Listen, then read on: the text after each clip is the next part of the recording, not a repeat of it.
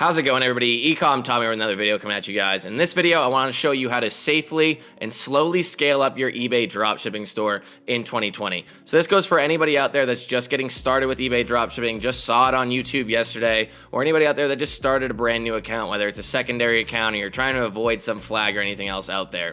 You know, this video is for you. So I show you 10 simple steps to get started and how to slowly, safely, and strategically scale your account, because I've seen too many people go out there, scale their account way too quickly, incorrectly, do it all wrong, and then get banned, MC011, flagged, something like that, and then all of a sudden eBay dropshipping is dead in 2020. You can't do it anymore. So that's what this video is for. And also, before we get into anything else, please be sure to give this video a thumbs up. Let's get it out to all the beginners out there that could actually get something out of this video. And if you haven't subscribed already, please be sure to do so and hit that bell notification so you'll be notified of any updates out there. So this video did actually come from a course update that I dropped for my course students last week. We updated 20 new videos inside of the course, 14 of them on a step-by-step guide to getting SKU grid set up. In 2020, everything's brand new and it's extremely easy and simple to follow. The students are loving it. There's also 6 other videos added in there on tax, just tax jar in general, other things about taxes, TrackerBot non-API, suspension services, in this video itself. So this video is straight from the course. So, you know, you're getting exactly what my course students are getting. And if you want to get the rest of what my course students are getting, if you are not already a course student,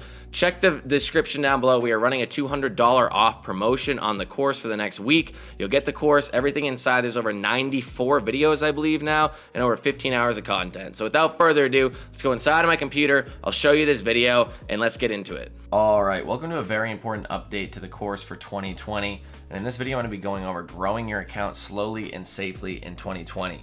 So ever since the big change in 2018 where eBay went against, you know, not allowing dropshippers to use API related software, definitely cracking down on people using Amazon, you know, that's why this whole course needed to be restructured, and it relaunched in April 1st of 2019. So since then, you know, as of right now, it's January 14th, 2020, and we've been pretty much smooth sailing. There hasn't been any real big updates in all of 2019 and or, you know, the beginning of 2020.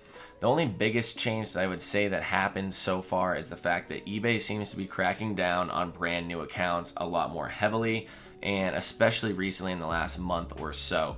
And it could have just been that that was fourth quarter of 2019, you know, December, November, October. That time is definitely a time where any platform like eBay or Amazon wants to really mitigate fraud or any chance of fraud on their platform. So if you are a new seller, then they're gonna, you know, really hit you with some more in-depth evaluations and stipulations and things like that. But here we are about 2 weeks after that, and I've still seen a lot of people getting hit with MC011s right off the bat. And if you do get MC011, it is not the end of the world, but just be known that it's not the easiest thing to get out of. So you want to try to avoid it at all points in times, at all costs. And I put together this 10-step list for you to follow, to really try to reiterate, since this is going to be at the beginning of the course, that throughout all of this course, everything I'm teaching you, just keep these 10 steps in the back of your mind so that you are really paying attention to, you know, making sure that you do not get hurt or any type of ban or anything like that. Because, you know, the most dangerous time to get one of these things, and the most likely time that you're going to get one of these bans or an MC011 or anything like that, which I hope none of you get, is going to be within the first 3 months of creating a new account. And I know the majority of the people that buy this course are going to be using new accounts. Not everybody is an experienced dropshipper, whether it's a brand new account after getting flagged on an old account, or whether this is just your first time getting started with eBay dropshipping. And I do not want you to worry or fret. I just want this to be a guideline set of rules for you all to follow so that you can actually, you know, hopefully, so that you can see the longevity in this and not just try to burn yourself out right away. Too many people I've seen get into eBay dropshipping, think it's a get-rich-quick scheme, and then burn themselves out by, you know, selling way too much right off the bat, getting an MC011, saying eBay dropshipping's dead, and then quitting. You know, I don't want that to happen to any of you. My accounts have never been hit with an MC011. I do think some of it is partly because of the fact that they are older accounts and they're more seasoned inside of eBay. Same thing with my PayPal. But I do think that there's an ability for anybody out there to really see longevity on this platform and not get banned. So let's get into the 10 steps right here. I'm going to explain everyone in depth, and some of these steps I do want to say I have not actually tried out myself, but I do think that they are good things to possibly test. So one of the biggest things I've been seeing recently is people getting MC011, and somebody in the course private group the other day actually commented saying that they got in contact with a rep, and the rep said that they're not necessarily tracking down or going after risky accounts as much as it is what they deem risky items, quote unquote risky items. And the way that he made it seem, what the rep said was basically that any item that's sold on a brand new account, or if this brand new account has tons of items on it, and these items have just default stock photos. So what is a stock photo? A photo with a white background, where basically it's going to be, you know, an image that goes up on any website like that. So basically what it made it seem like is that these bots or account reps or something going through these brand new accounts are checking, you know, what items are being listed on these accounts, and really putting you through the ringer if all of your items, you know, maybe one day you have 0 items, the next day you have like 100 items with stock photos on it, or whatever your listing limit is. You're calling in immediately afterwards to get it raised, and then that's that. So it seems to be what they're really putting an emphasis on at the beginning of 2020. And that post also did say that the rep said that there is a brand new team for these accounts, seller performance account, fraud preventions team inside of eBay, and it seems like they're just brand newly trained. So maybe they're trying to be, you know, really thorough right off the bat, or, you know, it could be any host of things. We never know what's going on behind enemy lines per se. So step number 1 here is sell items from around your house for a bit if creating a brand new account. So this is something that's been talked about for a while. People call it seasoning. People say you can buy items off of eBay, get feedback, you know, sell items off of eBay, get feedback. I don't think you should be buying items off of eBay to try to get feedback. You can maybe attempt it, but there's really no point in my opinion. eBay can clearly tell the difference between buying and selling on eBay, and I think that selling on eBay and getting feedback is definitely going to be a lot more heavily favored in eBay's eyes than buying off eBay and getting feedback. The whole idea behind this is that you're selling just items from around your house that aren't going to be stock photos. You know, they're just going to be random items priced at random amounts. Anything that you want to get rid of. I'm sure most of you have a couple hundred, if not a couple $1,000s worth of things around your house that you haven't gotten rid of, and you know, you need an excuse to. So this is definitely something. I did this myself when I first started selling on eBay back in 2000 and I don't even know, like 15, I think. So it's definitely a viable option to get your first initial amount of feedback. And then from there, people say you can just scale into drop shipping slowly, you know, maybe sell for a month or so items around your house. If you don't want to take that time, I mean, do as you think, whatever you think is right for your account. I've never personally done this when starting off at a brand new account, but it does seem like something that could potentially, prevent you from getting hit with an MC011 or avoid some sort of issue later on down the road nowadays when things are getting a little bit more strict out there. So number 2, and like I said, number 1 was referred to as seasoning your account. So if you ever heard of anybody talking about seasoning your account, that's pretty much it. Just take items, sell it. You have to ship it out yourself. Bring it to the post office, anything like that. It is definitely a lot more tedious, but it could definitely help you out in the long run.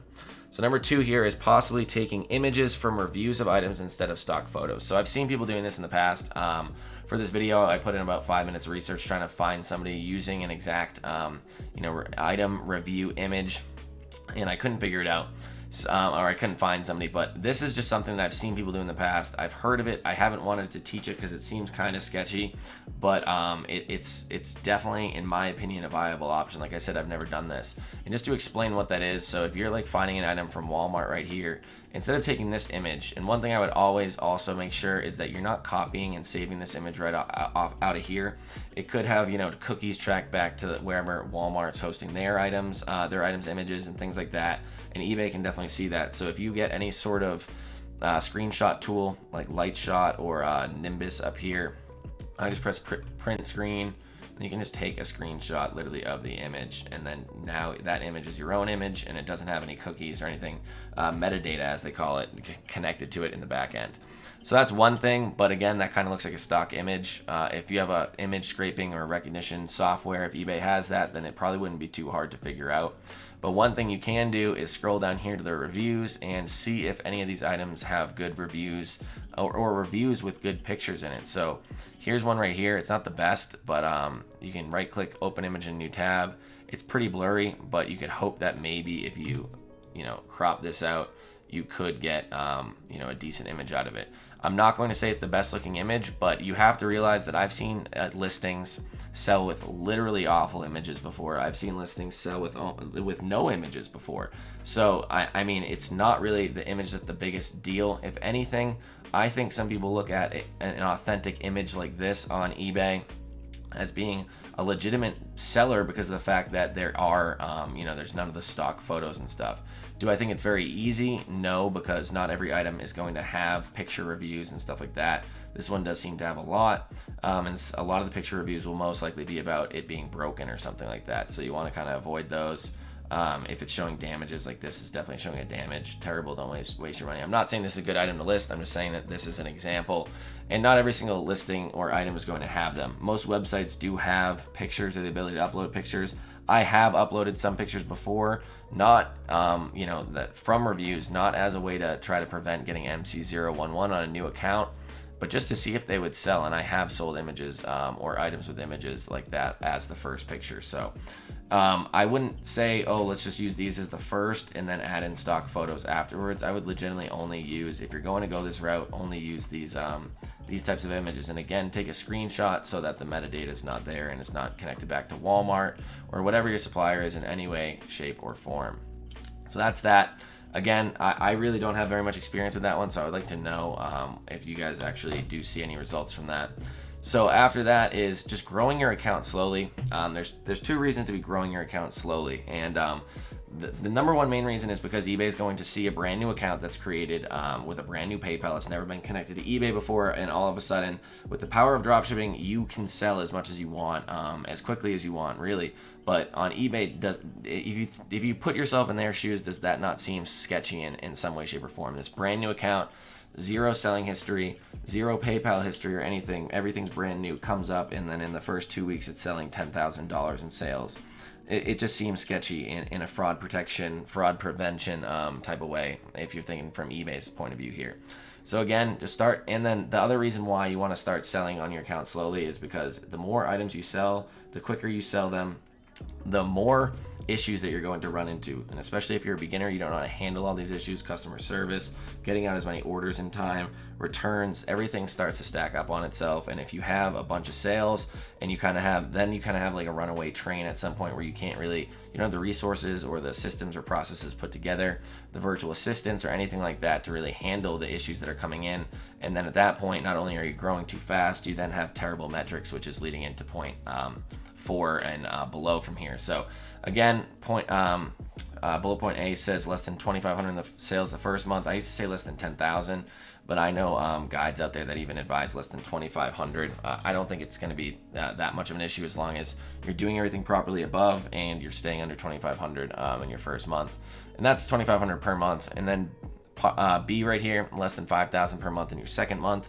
So at that point, you'd be at like 7,500 total for the first 2 months if you actually hit those limits right on.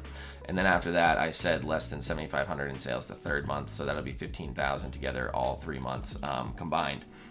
So, that's 7,500 per month for the third month. After that, you're out of PayPal jail. And that's another thing. If you're in PayPal jail, then it's going to be hard if you don't have high credit limits or just the capital in general to even be able to sell much more than that. But I mean, me personally, I've sold a lot more in first month, second months, and third months, but I would not recommend it if your account's new, if you're new, and if you don't know really what's going on.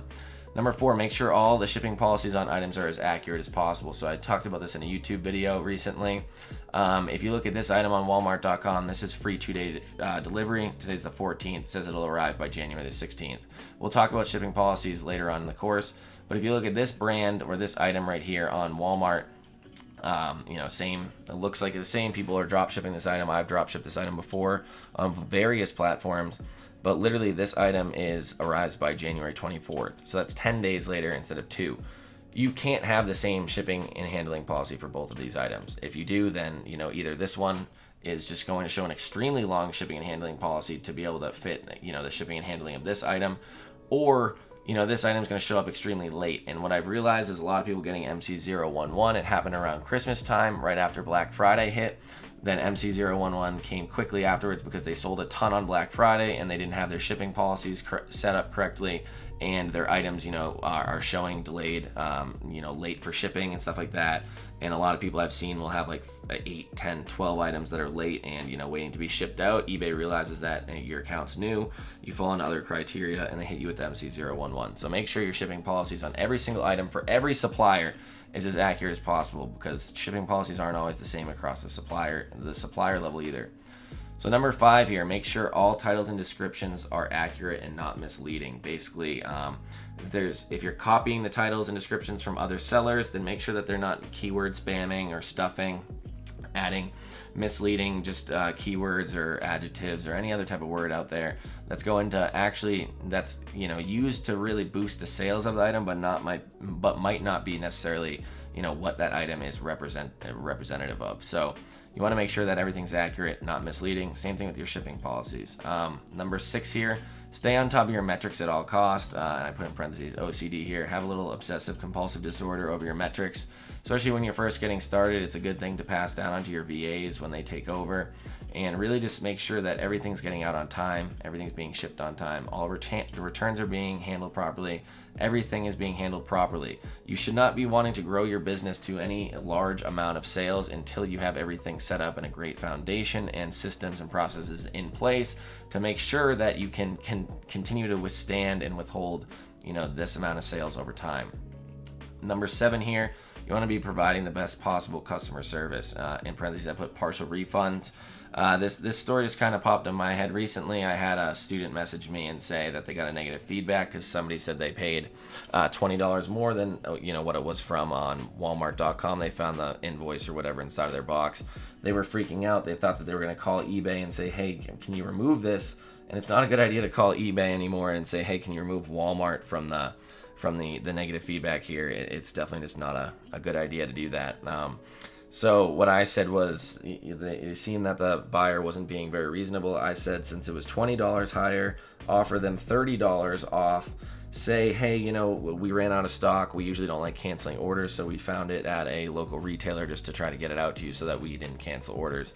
Offer them a $30 refund, which is more than what they would have, or they would have ended up paying less now after you pay them the $30 back than they would have at Walmart, and then kindly ask them to remove it afterwards. He said that worked perfectly, and they got them to remove the feedback. So always remember, customer is always right. Customer service is king, as much as the customer's almost always wrong. And just kiss up to them and kiss their ass, basically, especially in your first 3 months. Number 8. Please do not use Amazon, especially Amazon Prime.